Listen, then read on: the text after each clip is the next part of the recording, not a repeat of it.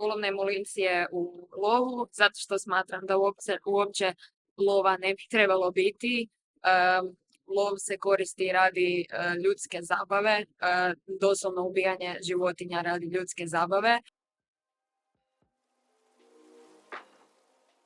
Smatram da bi svaki građanin Europske unije nek svugdje treba imati pravo na zdrav okoliš, dapače nitko ne bi trebao imati te pravo da živi u okolišu koji nije zdrav ili koji je zagađen ili koji je bilo koji drugi način kompromitiran što se tiče zdravlja, tako da je dosta zdravorazumsko pitanje. Ne da bi trebao imati pravo ili ne, nek kako drugčije. Da, smatram kako se trebaju ukinuti sve poljoprivredne subvencije koje nisu ekološki držive, zato što premda subvencije su apsolutno potrebne poljoprivrednicima, pogotovo u malim zemljama i u ruralnim krajevima, kako Hrvatska ima mnogo.